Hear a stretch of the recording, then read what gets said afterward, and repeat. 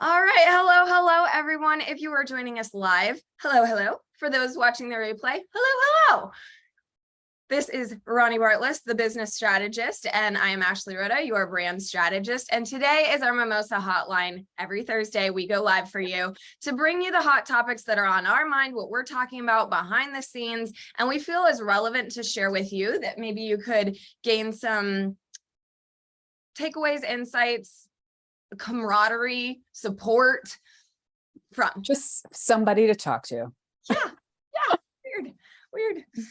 So let's start with what we were just talking about behind the scenes. Like, Ronnie, what are we talking about? Yeah. So first off, squirrel update. So everybody knows I'm kind of the squirrel lady. So I've got 3 right now. My oldest one just opened her eyes this morning. Oh, congratulations. So that's a big milestone. And the 2 little ones are doing great. The youngest, I tried to put them together, and he's a sucker. And so I had to separate him again. Anyway, we all know how that goes with the boy squirrels. But anyway, as I was feeding them this morning, it was one of those things I was talking about. This has turned into kind of my personal brand of like being the squirrel rehabber lady. And I actually wrote a post about this the other day on my Instagram about how important that personal branding is, because while I'm really good at what I do, when I talk with people, you get into a meeting and you're talking about, I'm a brilliant marketer and business strategist, blah, blah, blah. Great and all. But then when you're kind of doing the small talk stuff, generally, like, that's the connection point. I'm a squirrel rehabber. And then people were like fascinated. They're like, want to know all about it, which is cool. I mean, you did it the first time we talked. I was like, I gotta feed my squirrel. And I like, there's not many times that you get on a Zoom call or like a connection call and someone pulls out a squirrel in a box. Right. just saying, and like a baby novelty. Squirrel. Yeah, excuse me, I hope you don't mind, I need to feed my squirrel. Right. Yeah, you do you. Like, what? But generally what happens then, like after that meeting, I generally close that deal. One, or if I don't, and it's just a connection meeting, I create a relationship with that person. And lots of times I get a referral from it because they'll tell people, oh yeah, she's really brilliant at marketing, but she's also like does squirrels. Yeah. And like, it's the thing that like people really like know me for. And while it's very personal, like hobby kind of thing, it correlates back into my business, that it just becomes part of who I am. So I just thought that was going to be like an interesting topic for us to talk about, branding and personal branding, and like how that makes such a big difference in our businesses. Absolutely. How to like personify a business. And I know that's the big words, but humanize a business or be human in business is such a huge factor, I think. I'm having so many different thoughts about this. So sorry, as I'm just like processing and thinking, but yeah, I find, I kind of became playful with it. And like the title of this video, your uniqueness is your branding, is the big thing. Anyone can be a marketer. Anyone can be a brander, anyone can be a fashion designer, but those unique differentiations that we bring to the table. And sometimes there are things that we're conscious of and we want to highlight about ourselves. Maybe we've worked with somebody and they're like, this is your it factor. Sometimes they're just our natural things. Like you just have a natural, like what got you into squirrel rehab in the first place? Let's go that way. Like, did you find one? Like, how did it happen? Because I don't think it was like, today I'm going to go and be a squirrel foster. Yeah, no. So it's been I've been doing it for 5 or 6 years now. And Lucy found a baby squirrel in our backyard. Okay. And for context, who's Lucy? Lucy's my boxer, my dog. She found this baby squirrel in the backyard, and like she comes up on the porch, gets Alan, and was like, there's something out here I need you to come see. So Alan walks out there. She found a baby squirrel. He picks it up, brings it, puts it in a box. And I get home from work and he was like, what? Like, there's a hurricane coming like tonight. Like, we can't, like, what are we going to do with this squirrel? And I was like, I don't know. And everything's closed. Like I couldn't get anything. So then I started Googling it on like what to do with a baby squirrel. So anyway, I kind of like got together some stuff and we fed it some homemade Pedialyte, and we ended up just keeping it and feeding it for a couple of weeks before we finally released it back out. And so it was like completely random. And it was one of those things, like I talked about it, I took pictures, posted on social media, all that kind of good stuff. Well, then I had a friend of mine that I worked with who's in PR, but that's a coincidence, by the way, but she is in PR. And she was like, there's an organization that does this, you should volunteer. I was like, I've only done this once, like, yeah, so, and by accident, right? And by accident. So I ended up going to a training for that organization. And so it's a nonprofit here called Keeper of the Wild. And they do all kinds of wild animals that get abandoned. I only am trained in squirrels. Trained. So I'm trained. Those are the moments that are just like, yes. I'm only trained in squirrels.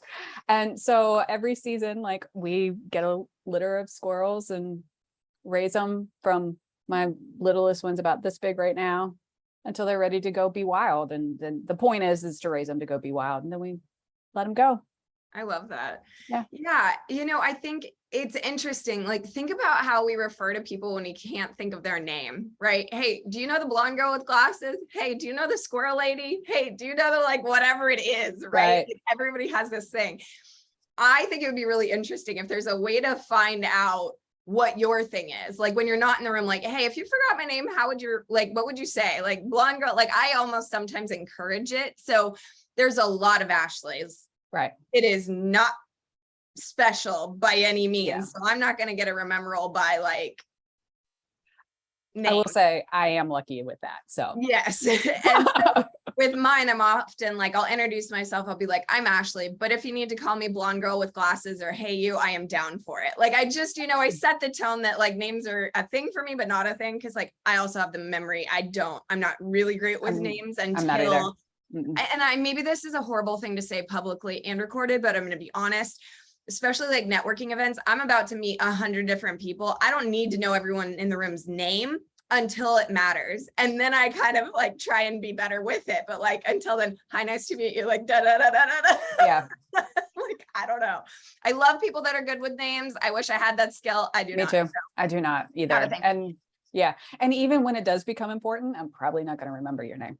Yeah, same. Yeah, same. I mean, to be honest, I'm being completely honest.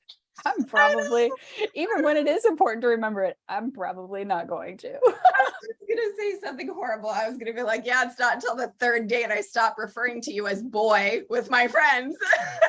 Like the boy, yeah, that one, yeah. Like I used to have a cousin, like she rotated boyfriends all the time and she'd like bring them to family functions, and every time, like I never would remember their names because she rotated them so much. And I'm just like, hey dude, or hey buddy. That was all of their names, dude or buddy. Yeah, or it comes back to what we were just talking about. Is that the engineer? Is that the contractor? The like any, you know, it's how we remember people. So I think also when we take it back to branding, this is a whole thing of your company could have a name. If it's not memorable enough, they may not say it. So like, what is the thing that they'll be saying about you, you know? And so yeah, pulling this in, a theme that's been going on in my life, my work, and something I mean, I swear, you know, when it's like, it's on the radio, you have a conversation, it's like surround sound right now, is this concept that the more you are you, the more you are aligned with the frequency of success and what you want and the things that you're going after. So to say it another way, like the more I become me, in all facets, personal, business, the more I speak my truth, the more I act in alignment with what I want and how I want it, the more that I find there becomes an affinity, both towards me and towards things that I'm going for, if that makes sense. And I think, you know, a lot of people, now I have to say, I don't work with boring people. So this, I don't know that I can actually say this without bias, because all my people are pretty iconic. Like, I mean, it's, you can't make a dud amazing, but even that, they could be iconic in being a dud. Like that's a thing. And I guess too, like for me, I don't have boring people. I have boring subject matters as far as what they do. Absolutely. you know? How to make that iconic, but it's still, that's putting the person in and how do they thrive in the boring that is iconic, you know? Right. So I don't know, maybe I have been called a metal detector of detail. And I do know people know me for being able to kind of pull out that iconic essence in someone or their it factor. So I might just not be the person to ask, because it's like, I can literally see it in anyone. That is my freak factor, is I can see your ultimate potential. But yeah, it is vital to pull those details into businesses and brands. I think it goes twofold. So for me, there's a personal brand, which says, you know, Ronnie Bartles, that has, you know, Squirrel rehabbing, your outside work life, right? And all of those details that makes you you. Then there's also the Ronnie Bartles, which you're a unique case because you use your name for your business as well. But then there's also those unique details of you as a marketer, you know, your marketing calculator that everybody is just thirsty for. That's a unique detail for you and your business. So I'm finding there is overlap, but earlier this year I did something and it was so silly, but it was a big impact for me. I separated my Instagram accounts into a business profile and a personal profile. I know this is like so basic, but I was going through a phase in my life, and I just wonder if this relates to anybody else. So here I am, sacrificial lamb, warning. I was my business. Everything I was doing was work. Everything I felt everything I felt defined by was what I did professionally. Like I was like, yeah, but I'm a brand strategist. Okay, but outside of that, what are you? That's not who you are. That's something you do. That's something you've crafted as an expertise. And so I kind of made this decision, like, what would it be like if I really focused these two profiles, and then being a strategist, knowing what that means. What's the identity of that profile? What is the content you want to share on that profile? And I know this sounds silly, but it really helped me find myself in who I was, because setting up the business and setting up the business, you know, I'm a strategist, designer, director. Setting up me, I'm the She-Hawk, creative, woo, spiritual, creative's a big deal. Like I didn't realize it's not just what I do, it's who I am. Like how I do my, you know, weekends at Hobby Lobby, or helping friends set up their storefronts, or whatever I'm doing. It's just very creative. So seeing the two side by side, it was a moment of branding, but also personal reflection and observation of like, oh, wow, like here's any branding agency could be this, right? But how it's fueled when you put me behind it, what that does. And so that was really interesting. Yeah. And just defining that. So there's a thing that many people get confused, and I got to be honest with this. It's very circumstantial, personal branding and business branding. Sometimes they're the same, sometimes they're separate, sometimes they have overlap. A good example, personal branding and business branding, is real estate agents. They have a personal brand as an agent, but they're often representing a business brand, such a brokerage brand, such as Remax, Premier, whatever they are, you know, go down the list. That's where there's like an overlap things. Then there's things like specialists like ourselves, where we are the business is us, and that it's even more overlapped. Distinctions often though can be like when you work for big name companies such as Nike or Google, there is a brand for the business, and then anyone that's in that they don't really need a personal brand.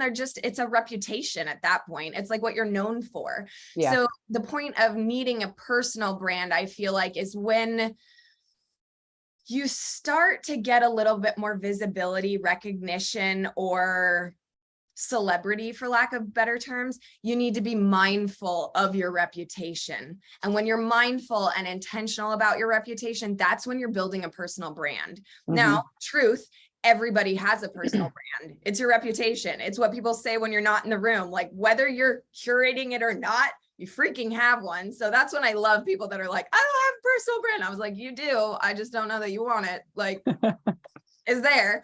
But it's when you really put effort, time, energy, thought into it that I feel becomes a personal brand from a reputation. Am I explaining that okay? Yeah. And it's just interesting that it's that topic. Like you distinctly like broke that out into two things. And we actually had a referral last week that we had a meeting. And one of your suggestions was, I don't suggest people use their names, because if you are building a business to sell it, then you can't sell your name. And people have, you know, Well, yeah, you absolutely can, but I don't want you to. Like, well, and I watched Halston on Netflix yes. a few months ago, and that happened to him. Yeah. Like he ended up selling his name, and then he didn't own it. And it was like, at first he was like, yay, lots of money. But then he got to the point where he was like, wait, but that was my name. And there's a few fashion labels that's happened to, you know, Coco Chanel, like it didn't happen in her lifetime per se, but now she couldn't necessarily own her name, I don't think. Gucci doesn't? Nope. Gucci. Yep, exactly. There's a few that, like, maybe people that aren't in the industry wouldn't know those, but it's an example of what we're saying, that if you're going to build up a business and and I got to be honest, more of us need to think that we can sell our businesses, because I got to be honest, until it started circling in my world recently, never did I think about selling a business. I didn't think that your database, your contact list, the people you know, the people that you were, that has value, like blew my mind. I was like, oh my God, I could sell mine someday. Like, holy cow, like it was a thing. Yeah, I definitely am not the first one. This wasn't an original idea. It's just one of the theories in my world that I really stand by. There's many people, thousands of gurus that have you set up yourname.com. And now you're a consultant, now you're an expert, and like go build an empire, you know, or there's one that I really struggle with, so I hope I don't call it out too much, but Your Name International, or Your Name Universe, or Your Name whatever. I like, unless you know it's going to be a family business passed down through generations and can be built on. Another one that does this is wineries. Sometimes wineries will be business legacy names, you know, the Josh family, the whatever family, the blank winery. That makes sense. So there's always an exception to the rule, but no, I do not recommend someone uses their name. The other reason, you get married, you get divorced, you go through a midlife crisis, you want to change your name, boom, like, what are you gonna do now? Like many things. And I mean, that's kind of where you and I differ, because and I don't disagree with you on that by any means. I think it's definitely something to consider when you're building your business. But one strategy that I have used around my name, one, because my name is so unique, but I use my name as a holding company for all of my other companies. Right? And that's fine too. That's like setting up, basically the name is the LLC and you're doing business as DBAs, but technically that follows the rule. Right, exactly. So it's kind of like, you can kind of keep, you know, if that's something that's really important to you, like my name is, because it's so distinct, and I use that to my advantage. I use it more as a holding company for all of my other companies that I'm either invested in or work with, kind of fall under that bigger umbrella of that. So, you know, it's just kind of one of those ways of getting around it if you do have a unique name and you want to use it in that way. Yeah. At that point though, it's like the name of a bank account, right? Like you can name it whatever you want. No one's really going to see it unless they're, again, trying to sell. Sorry, I'm trying to push a cat off the desk. So he is just circling today. That would be my personal brand for you. Yes, exactly. Yeah, right. I would love that. You know, I'd like to have a hint or a splash or a shot of cat lady in my brands. You know, I love all of it. I love that there's a stigma, oh, you're a cat lady, but then there's also this spiritual side of familiars and the way they are different from dogs. I love that they're so independent. They're like, all I need is a food in the litter box. And I'm like, I kind of want to be like that. Like there's something to that. I really like that. I'm also, one thing I realized about myself, I'm very much both. Short hair, long hair, dark, light, extroverted, introvert. I'm both on a lot of things. And so, yeah, it's just one of those things I want to pull into my brand more. And I think that is a differentiation for me as well. You know, that you can be conservative and sexy, you can be intellectual and intuitive, like the dichotomies of things, the polars of things. That's a big deal for me. But yeah, building personal brands. It's musicians have a personal brand. They may eventually, if they create like a record label or something, that would be a brand, not necessarily a personal brand. So again, it all goes back to kind of circumstantially, what are you building? No matter what, you're always building a reputation. When you start being conscious about it, you're building a personal brand. And when you're trying to build, I guess, what would make a business not a personal brand? When there's a product or service or point of sale involved, I guess, is what I would distinguish as a business. It has its own value system. It has its own intention and its own personality of like sometimes Iconic Details tells me to do things that I'm like, okay, because we're doing it that way. Like, because that's what's on brand, not necessarily what I'm comfortable with. That's what I need to do. So yeah. So like with By Way of Charleston, that's kind of one where, like you're saying, it's a company. It's not really a personal brand. We don't personify in that way because it's a product company. Like, but it'll still have its own brand and personality as a product pusher, you know. It's like, I'm here to get you the goods you need, and so even that has a personality. So yeah, I think that's where people miss the mark, is they don't give it a voice and permission and a name to like govern itself. They're just like, oh, it's a thing, it doesn't have a brand, and you're like, no, it does. Well, and when you don't consciously think about all of those details and pieces that come into that brand outwardly to your audience, whether that's leads or social media or whoever your audience is, that's when people go, I'm confused. Yeah. You know, like, I'm confused as one, what do you do? And two, who are you? Like, it's all over the place. And so I think that when we're talking about brand and personal brand, or even reputation, of like, when you're consciously being strategic about that, I think it comes down to clarity of what do I want to put into this, so that I'm not confusing people. Absolutely. You know, the other thing that's been really obvious lately is, and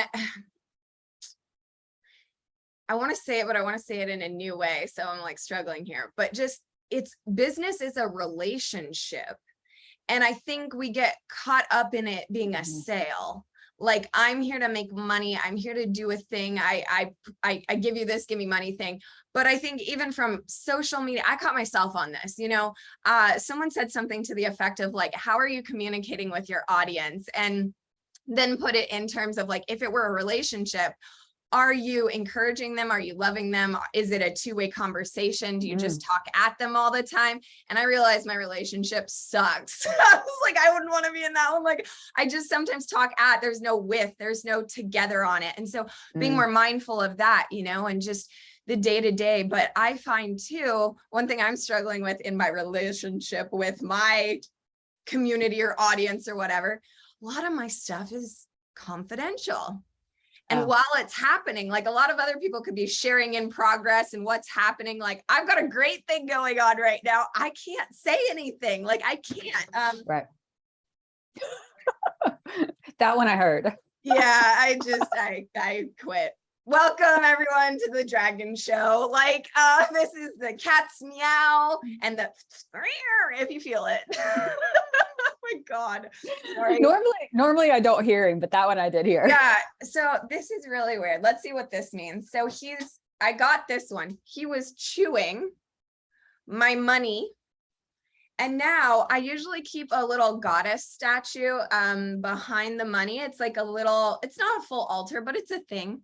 He's taking it off the window and like playing with it. So maybe we have some like epic energy going on. I don't know, but I think that's really interesting. He's chasing a goddess statue. Like, cool. Like, you go pray today. Maybe it's his.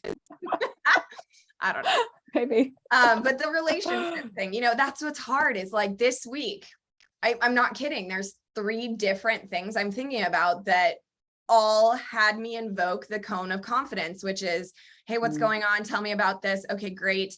I'd love to share. Like, I want to be like,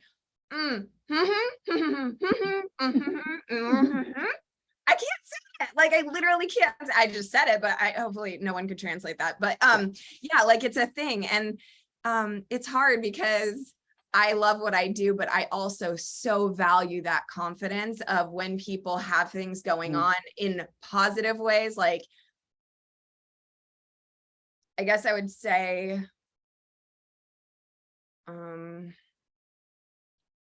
partnerships, launches, and new venture. That's vague enough. I think that's vague enough.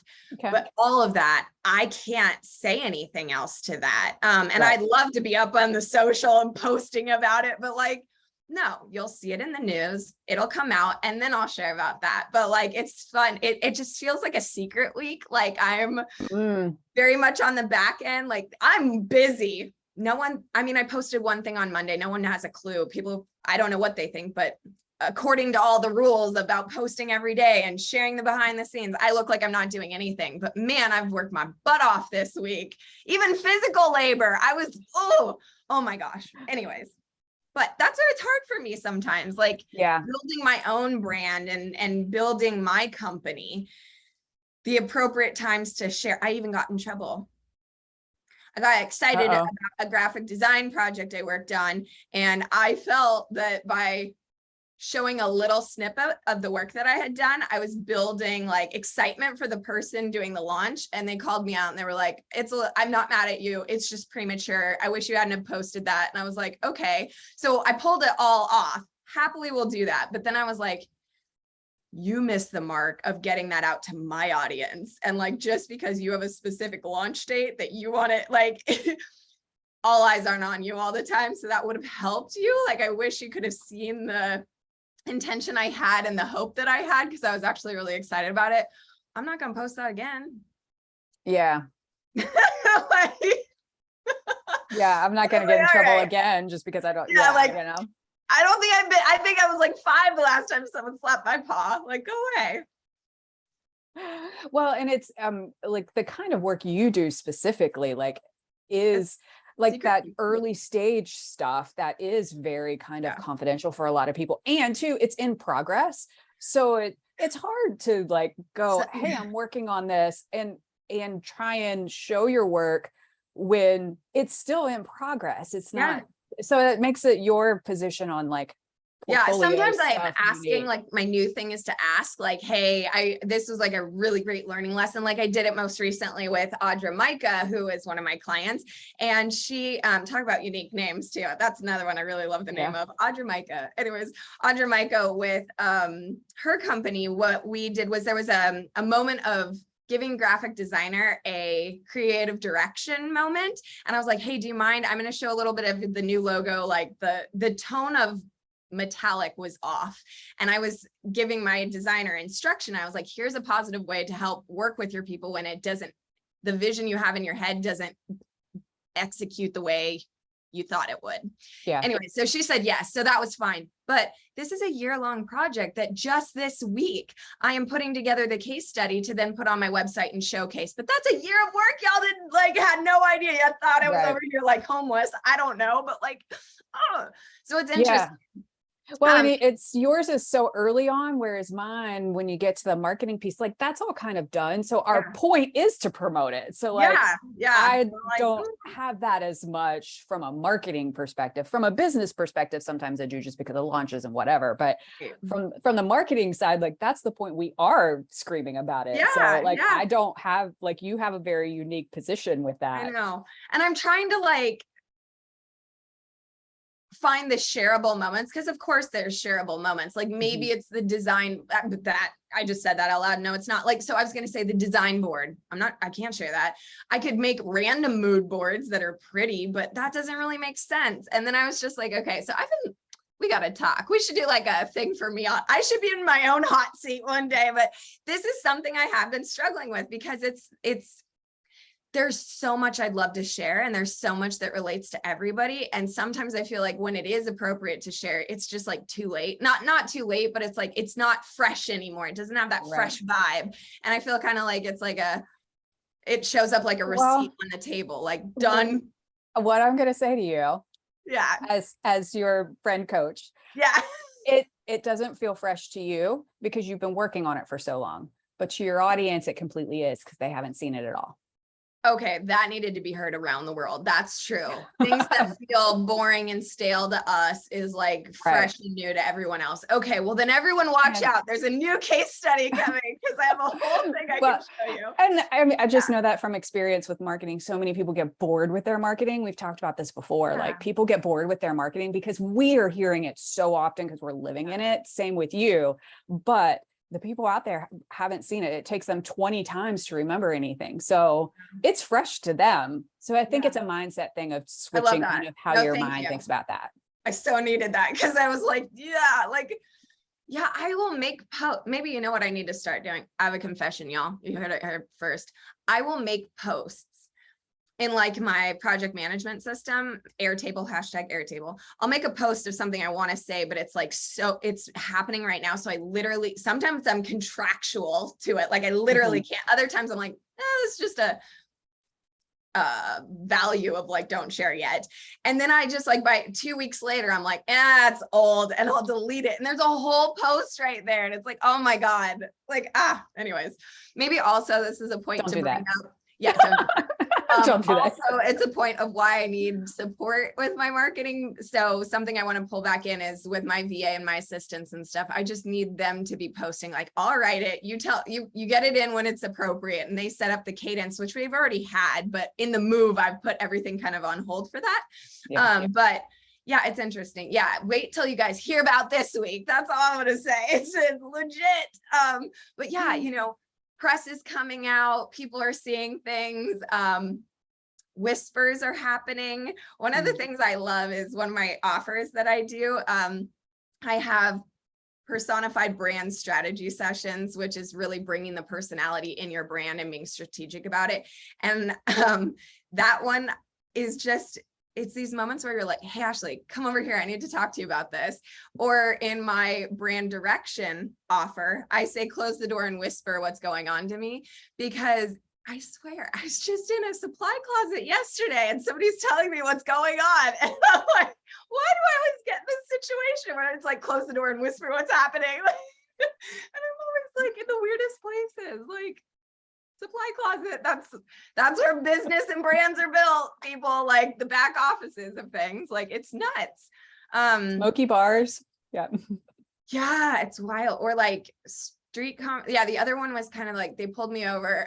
We ran into each other in public and they pulled me over and they were like, hey, I've been meaning to tell you this. And I was like, really? And then like, oh, okay, like keep me posted. So yeah, I don't know. I'm like a secret keeper and I don't hate it. Well, sometimes I think about like when my clients entrust me with things like, I hear it. All kinds of stuff. Like they entrust me with all kinds of stuff. And I think to myself afterwards, I'm like, what is it about me that you feel comfortable telling me all this? It's probably because I'm not going to remember it. Just like we started the hour. Yeah, right? Oh my gosh. Yeah. Except sometimes they tell you stuff you can't unhear. But like, that was the other one. It's like when the first variation of iconic details was being a wardrobe stylist. Do you know the things I heard in closets? First to hear divorces, first to hear coming out of the closet, first to hear, everything, business ideas, partnerships. I remember my favorite one was in Washington, the woman, she left me alone to like change out the hangers and she comes back with a charcuterie board and a bottle of wine and was like, I need to talk. And I was like, okay. Like, I love this, here to eat, here to listen, here to play, whatever you need. Like, are we going to be working on the closet today? Like, she had this beautiful seating nook, like right outside of her closet in the bedroom area. And like, that sounds weird too. When you're saying I'm working with people in their bedrooms. I'm like, I don't know, people. That's what happens. Yeah. Well, it's also, it's just interesting that we get to be therapists lots of times. I feel like there are many times with my clients that I'm sitting down and like, I'm there to talk about like a business plan or a strategy or a marketing plan or whatever it is. And all of a sudden I'm like their therapist. And I'm like, let's bring this back around, please. Like, I know. How does this all relate? Give me, I have the context now Yeah.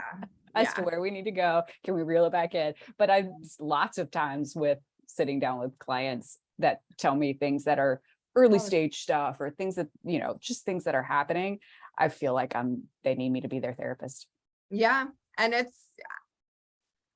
I want to be, and I don't. So I do even have a degree in psychology. So I wonder sometimes if I like set myself up for that one. I was like, but I also pride myself on being a sanctuary for iconic identities to be refined, infused, and honored. And what I mean by that is I want to be a safe space for people who have built a reputation to come in and be able to question and refine or change or new direction of things. Happened this week. That was Tuesday that I can't talk about. Yeah, I can't. Anyways, there's no way to say that without saying that, but well-known, visible people coming in, new ideas. What would this do to the business? What would this do to the brand? How could we tinker? What would this do? I'm getting goosebumps. Woo! But it's that moment that even our strongest people that we know, you need to check in on your strongest friend first before the one that you hear bitching to you all the time, because they're the ones that kind of keep it inside, can't maybe say it or speak in public about things. And so even when it comes to business, it's like, it's the leaders of our industries, the gurus, those people I find kind of come into my space and they're just like, I don't know, I just feel like it's safe. I can throw out crazy ideas or good ideas, however they feel. And we can just kind of see, I can feel it out and then I can go do it or not. And I love being that for people. Like that part I do love. I don't want to hit people where it's like, I'm going through a divorce. My life sucks. I don't know how to get through it. Brand me into something amazing. Like, no. Right. Respectfully to anyone that just related to. I love you. I send you light and love, but no. Well, and there's a difference between like being like that and being like, I am going through this life change and I know I need to do this and I'm excited about the new steps. That's a different conversation. Those are my favorites. Those are my movers and shakers. Those ones are like, I just shaved my head and I'm like, yeah, you did. Let's work this into the brand. Right. Yes. Well, and two, as you were talking about like people that kind of confide, and you definitely have this. I have this a lot too. I get people, it's lonely at the top. And they don't have anybody to talk to about this stuff. And we happen to be the safe people to talk to with things. Yeah. I feel horrible, but I'm going to say a secret. I really honestly don't think I've ever told anyone. I don't even know if you know this. For a long time, I called my client avatar the lonely leader because it is a very big thing for them. And then now it's become the rebrander because I don't know that I get so many of the lonely ones. They just appreciate me. I think being in their life, like this last one, I kind of had to wean. I definitely had to call her and be like, we're allowed to be friends at the end of this. Like you can stop the project. Like we're scope creeping on scope creep. Like, because you just want me in your life. I'm happy to be in your life. We will always be connected because of the process. That's the other thing I think I need to be mindful of. My work is very personal and soul and life-changing. So I'm not about to get up in there and learn all of your ooey gooey and then just leave you. Like that's evil. Like that's not what I'm going to do. But I'm conscious of that. And so now when I've seen people, and I mean, how rude, if I can see your soul and just leave you, like that's not nice. Like, I want to at least like see into your soul, help you extract that, and then still be in your life as like that support system, that whatever. But it is so lonely at the top. We even talk about that, and I don't even know if we're at the tippy top, but like, you know what I mean? Like we're up there. We're definitely not at base camp, let's put it that way. But it is lonely, it's isolating. And that's the other thing. The more you step into your expertise, I feel, maybe this is me, there is you have to know it all. You have to be the best. You have to have all the answers. If you don't, you can definitely say, let me look into that. But you can't be questioning. You can't be floundering. You can't be seen as unstable or in transition in any way. You have to look like you got your shit together 24/7. And that's another thing I'm finding with the person that I was with yesterday. They even this is so crazy, spent 5 hours together, right?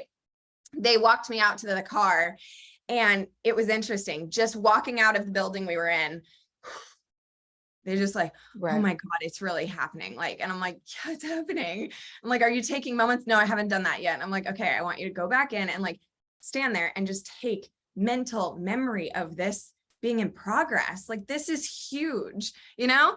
And it's just interesting. So yeah, maybe we create those little safe pockets, whether it's in a parking lot. Again, the places I make it sound like I'm at.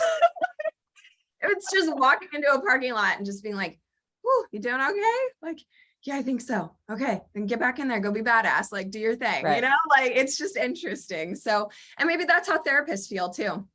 Yeah, I mean, well, and therapists all need therapists, just like branders need branders, and marketers need marketers, like, you know. I mean, it's just it's interesting how that's probably why you and I are so like soul sistery almost, is because we both kind of have that secret keeperness of it, or like people just trust us and they know that we listen and can empathize and make people feel seen. Right? Like, so it's one thing for somebody to go and like confide in somebody and, you know, have a glass of wine, but it's the way people do it with you and I is very different. And I think that's because we empathize and make people feel seen. Like they that's all we really want in life, is to be seen. And I think that's the kind of superpower that you and I both have. 100%. The other word that I really want to attach to this is acknowledged. Yeah.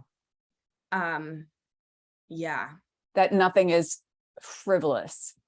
Yeah, or you're not crazy. Like, other people have this too. Like, I don't know how many times we've said that to each other. I'm not crazy. Like, you do that too, or just it's kind of camaraderie, but the acknowledgement of just, I heard you say that. If it's a really great new idea, or I see you struggling, like, this is shit, I'm sorry. Like, or the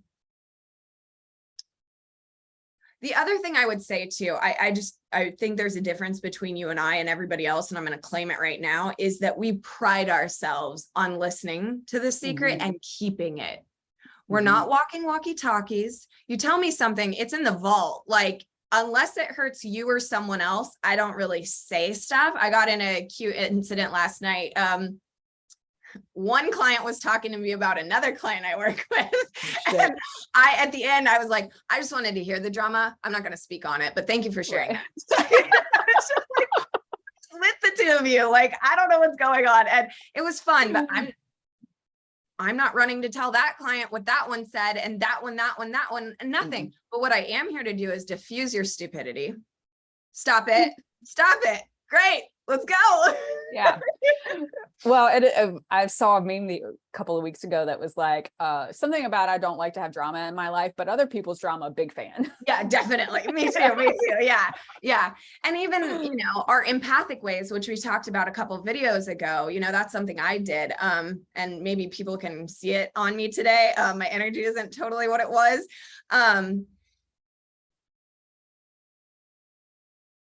Someone's making incredibly huge moves, right?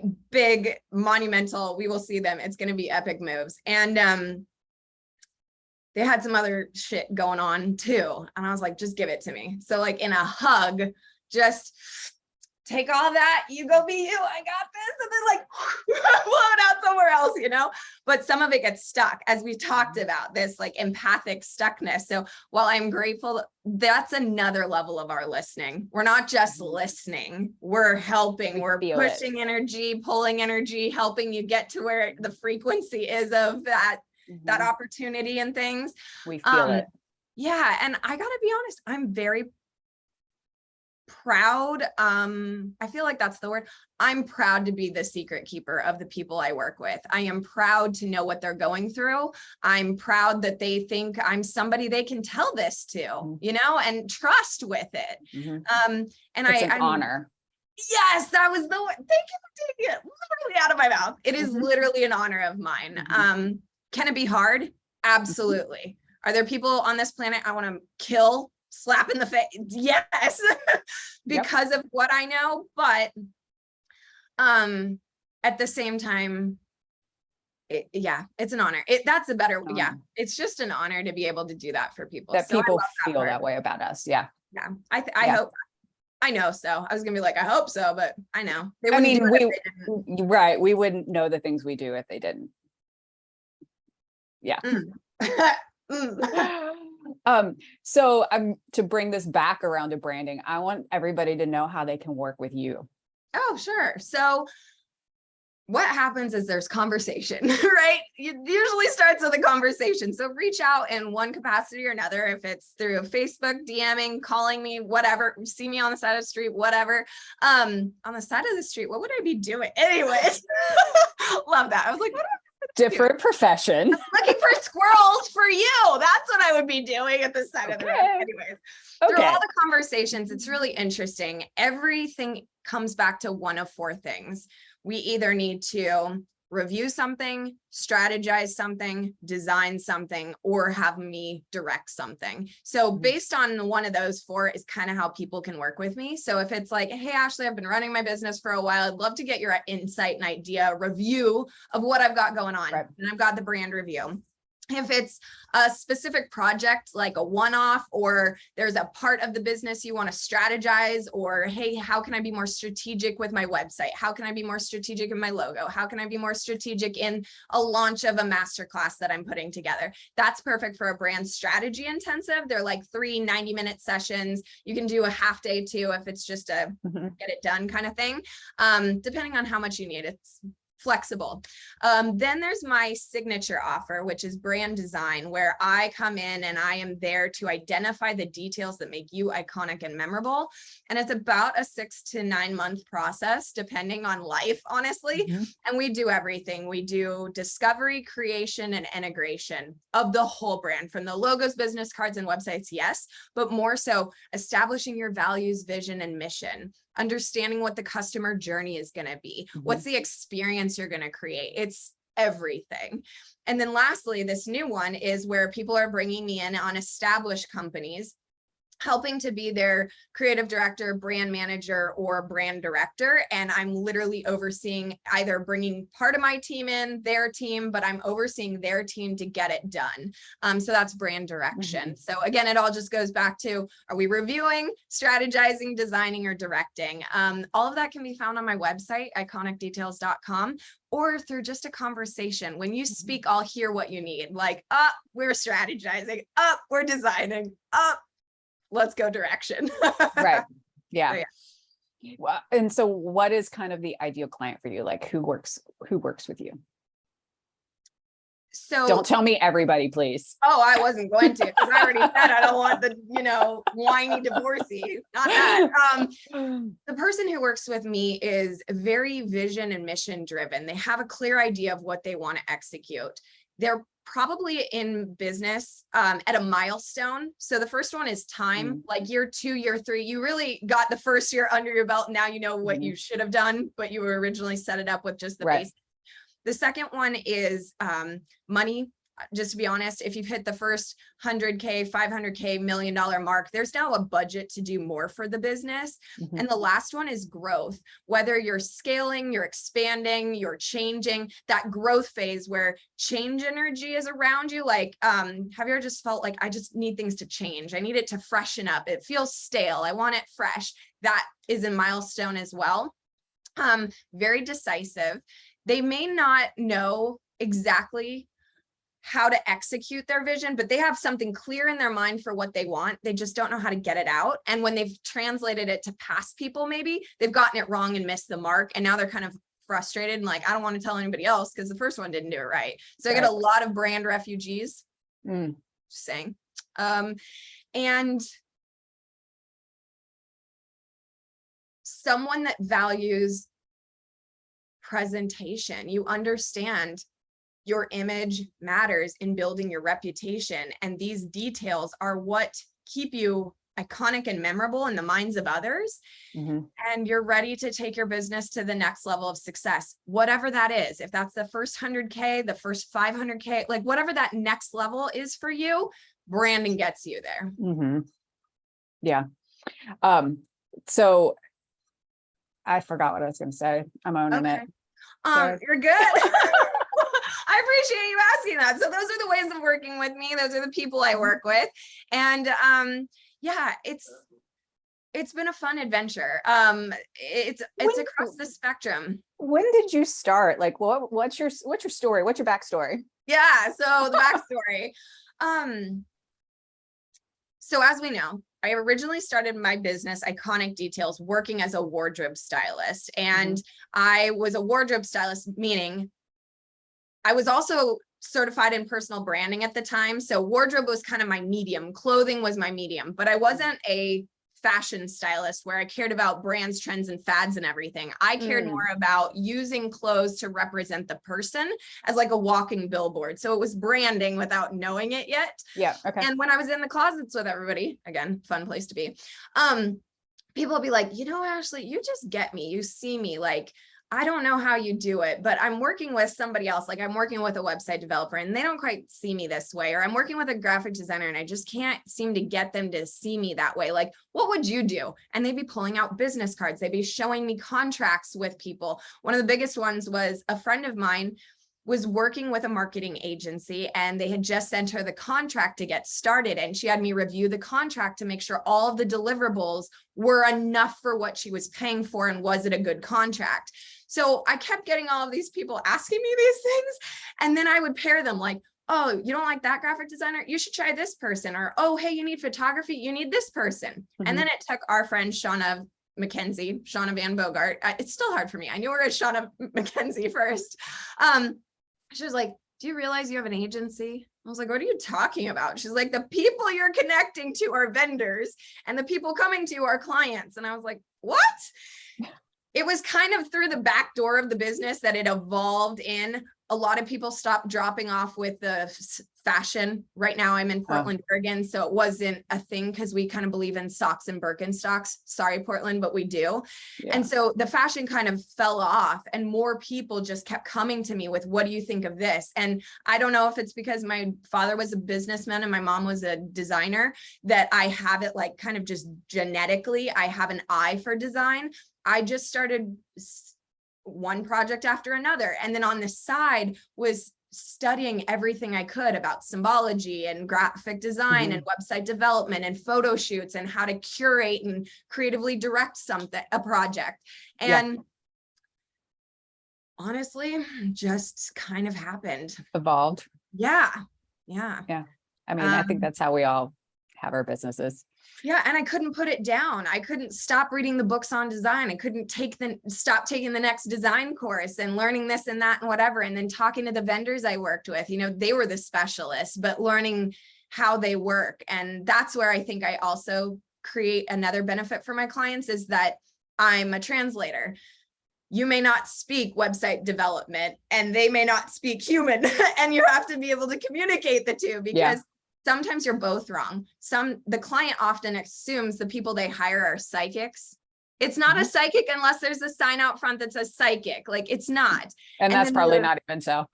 Yeah, right. And then the vendors often don't ask enough questions respectfully, in my opinion. They may ask the standard 10 questions they ask everyone. Well, that's why you get the standard results. We need to ask way more questions. And so giving their team or their vendors that they've hired creative briefs that outline what the inspiration is. So everyone's rowing in the same direction. What are the standards? What are the expectations? What does success look like from you in this deliverable? That changed the game. Yeah. Yeah. I have come across that with vendors a lot. They walk away going, oh, I get it. I get what you're telling me. And then when they get back to their desk, it's kind of like it all like left their brain and they didn't actually get it. Absolutely. So, I mean, I've definitely worked on projects where it's nice to have that like point person like you to be like, okay, this is going sideways now. I don't know what happened. Like, Absolutely. how do we steer this back in? Yeah.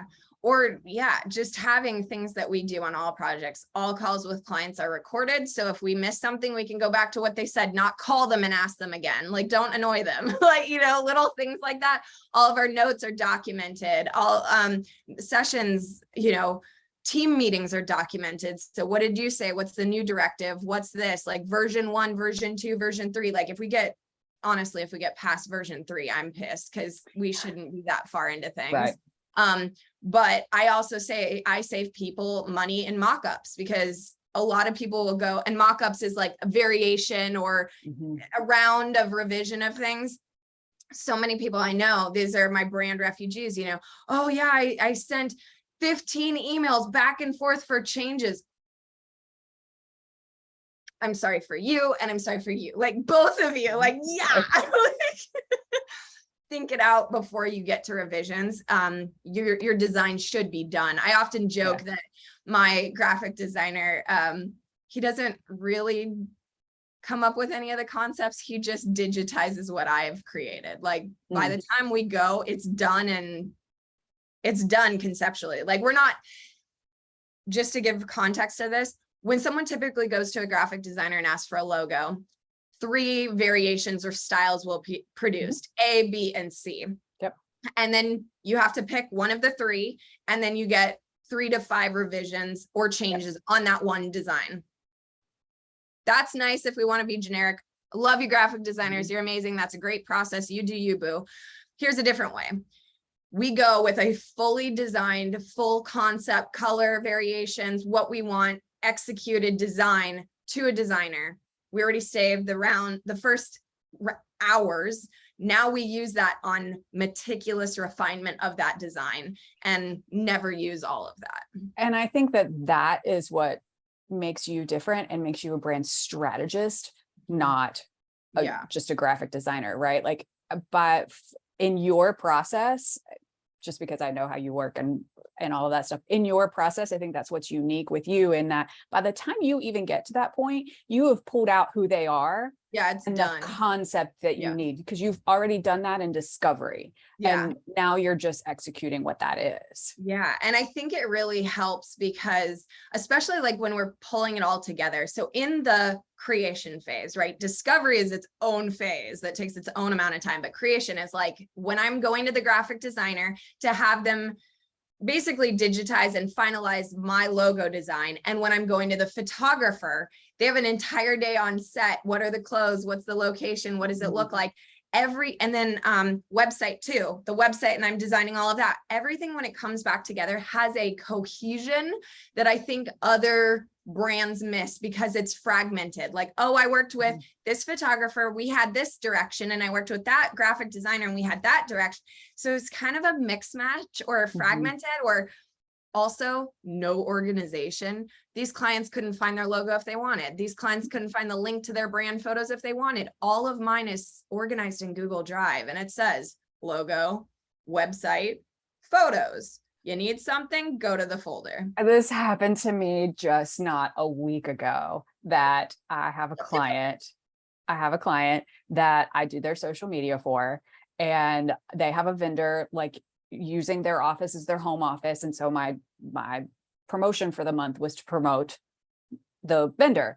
And I went to the vendor and I was like, can I get your logo? Yeah, pull it off the website. I got a TIFF file with a note that says, I hope this works. I'm like, yeah, thanks, I'll make it work. But yeah, let me go get a converter for that. Like, no, that doesn't work.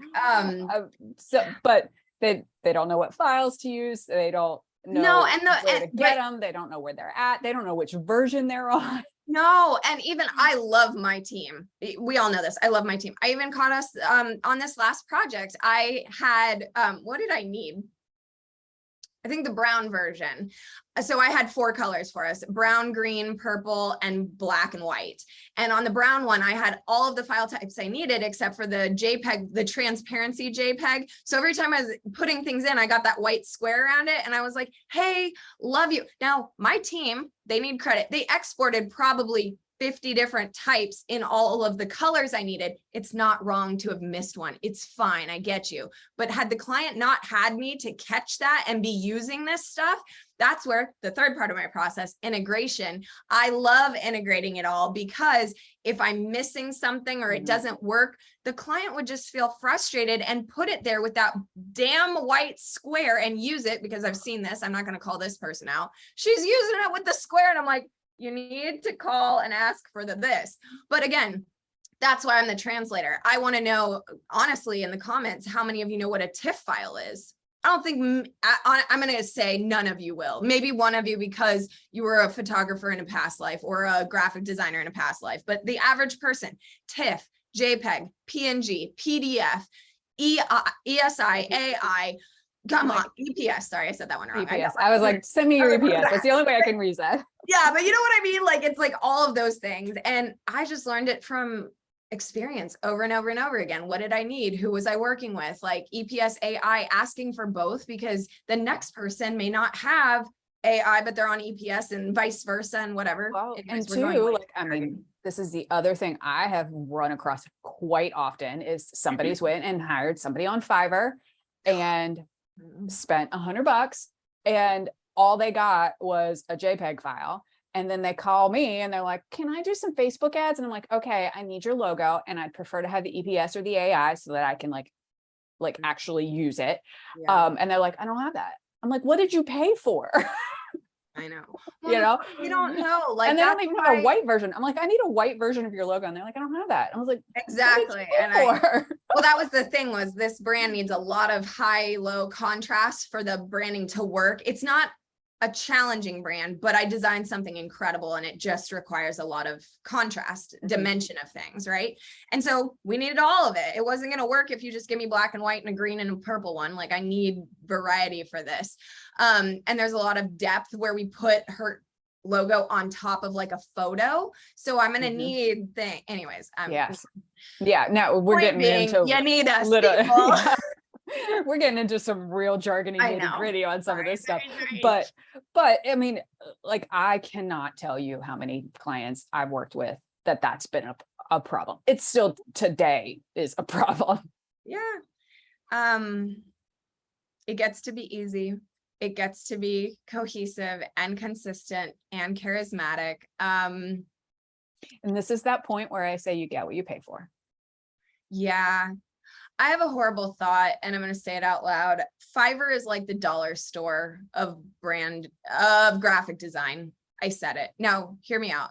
There are some incredible designers on there that 100%. Post and have issue. And I was literally reading a post the other day talking about freelancers posting their work on Fiverr and the struggle with the Fiverr audience expects cheap.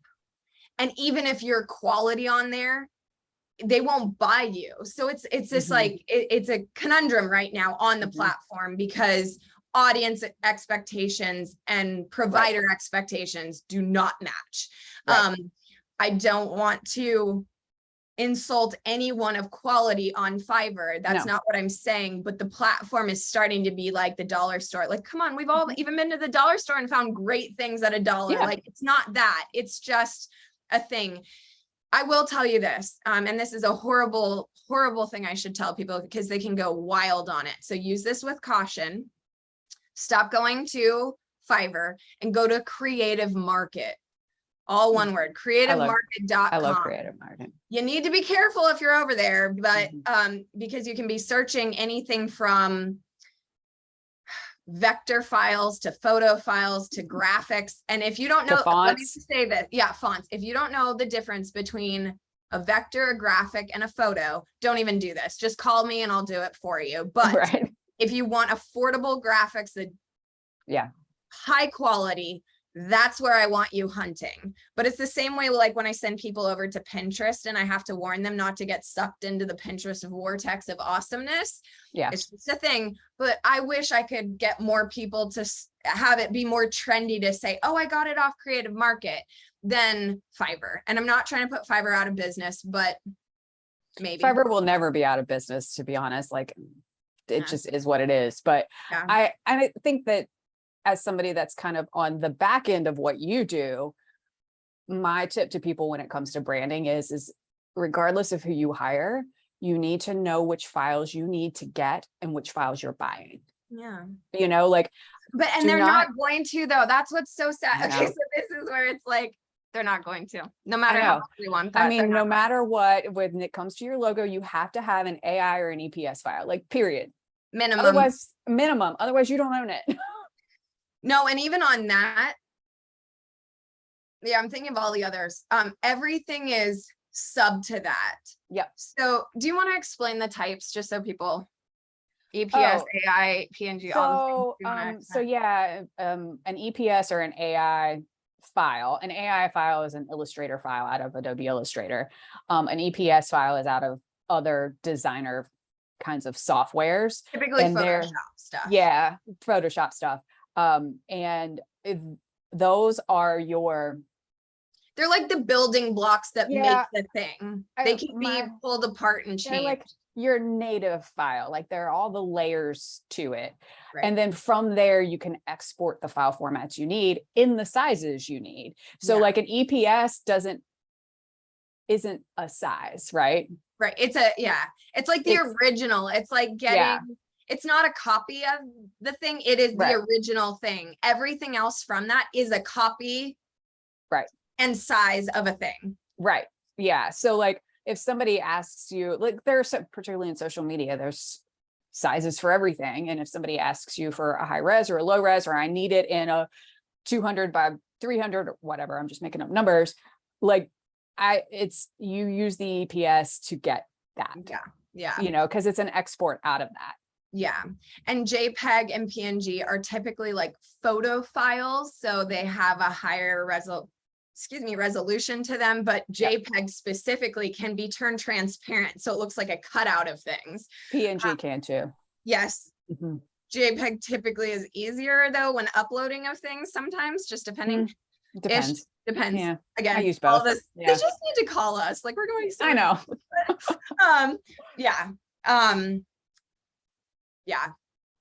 And public display files, like I don't know. Right. Well, and I mean, a PDF is basically what you open in Adobe Reader. And so from a graphics perspective, I can't really, if I'm doing let's say I'm doing a Facebook ad for somebody and I have to like design and do the creative, I can't use a PDF to like slap it on because it's not a photo file. Like it's a readable file. Right. So like that doesn't help me either. Like, so, I mean, you know what I'm thinking of as we're doing this? It's like the way that you hire an attorney to navigate the legal field, or the way that you hire a real estate agent to navigate the real estate world, is why you hire Ronnie and I to navigate the creative world. There's a lot of things, and in all honesty, you need to have heard it, but you don't even need to know it. One of the things I do in my brand style guides that I create, it's like it's almost like a book almost. I have a slide at the very back that explains all of the types. I don't want you to memorize this stuff. I just want, if somebody asks you for something, a little glossary to go in and say, oh, that's right, this is this. The biggest one that I do think people need to know is the difference between RGB and CMYK, print, digital. That, unfortunately, you kind of need to know that. Now, we are so blessed because Canva finally brought this out to us. So now, when you're in Canva designing things and you go and you like export it to print, there's a version that's for CMYK, and that's the best for printing things on paper. RGB is meant for digital. There's a light that comes through it that causes the colors to be different. So when you print it out in RGB, it's muted. It just doesn't look right. And so that's a huge thing that I think we do all need to know. But one of the things I do in the style guides, you know, these outline the brand, the direction, the goals, the audience, the standards of creative, meaning like what's on brand, what's not on brand, the colors, the right codes to use for the colors, the breakdown of all of the file types, so you know what they are. And it becomes a manual for your business of how to run it, operate it, grow it, create for it, all of the things. So that's a huge thing that one person even called their brand Bible. I normally call them brand manuals, but as you were talking, I had like a very brilliant idea for you, and I'm going to hot seat you for a second. Okay. Talking about your file format, like glossary of things, and like the difference between RGB and CYMK, like that would be a perfect lead magnet for you, like a one-page lead magnet for you to build your list, so that then you can work on some of the things that you and I have talked about that we might not be able to talk about right now. Yeah, I totally love you. See, people, like, this is how it works. Yes. You know, the one that I have right now, and maybe I could just add to it, is I have my now, next, later plan for what people need to do to kind of prep when going into the branding process. And it's, what do you need to do now, next, and later? And I could potentially tack that on at the end as like a little glossary. The best thing that I love about this idea is it's so easy for me to create that because I already have it. Like, I just need to create. That's the point. Like, instead of like, I just need to export slide 5 and 6 as PDF and it's done. So I like when you give me ideas like this, that it's just like done. Well, and I think that's this is totally completely off topic, but thinking about lead magnets like this, people get so into their head of like, it's so much work. And most of the time you have this one little thing like that, or my marketing calculator, that's like this one little piece of the bigger picture that is so valuable. It's the perfect lead magnet just to build lists, then creates funnel, that creates then communication and funnel, for lack of a better word, for future products and services. I think we should put something out there. If anybody watches this to this point, and you would either like a copy of the marketing calculator or my file breakdown or my now, next, later plan, you should put it in the comments, and we're going to be sneaky. I don't know if I'm going to put this in, or you put this in the video outline. We're going to put play till the end. There's something for you. But we'll give this all to you because like, I would love that if more viewers like ask for what they need, ask for what you want. We're here to help. Like, that's the whole point of this. This isn't just like an us talking show. I do hope that we get more communication on things, and I'm excited about it. And we're 20 minutes over. Yeah, I know. Thank you for diving into the branding side of things. It was so fun to share about like how I work, who I work with, all of the things, and the secrecy of our work. The honor it is to be the confidant to our clients. I love that. And remembering the unique details of your business and brand, whether it's squirrels, whether it's tea, whether it's cats, apparently whispering sweet nothingness of brand development to me in all different places. I don't know. I own it too. Like, if it didn't happen so freaking often, I wouldn't like talk like this, but this is how it happens. Right. Supply room. Done. Like, okay. It was PC restaurant on bathrooms. Tuesday. It was in a Zoom room. I don't know, but yeah.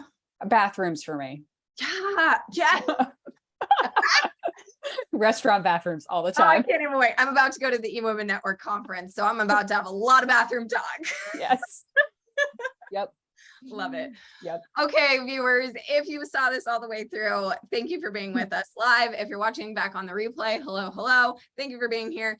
Put in the comments a little something. We're here. We want to connect with you more and more. If you want the things that we mentioned earlier, tell us about it so that we can message that to you. Yep. We're not spammy, salesy weirdos. We're not going to jump in your DMs and yada, yada. We're just going to be in like, hey, you said you wanted a thing. What's a good email? Send it to you. And God forbid you talk back to us and say, thank you, or hey, we should talk. You still have the opportunity of doing marketing intensives and calls with Ronnie. I definitely offer 30-minute complimentary brand strategy sessions. You can also hop in a hot seat, get the perspective of both of us. We want more of you around.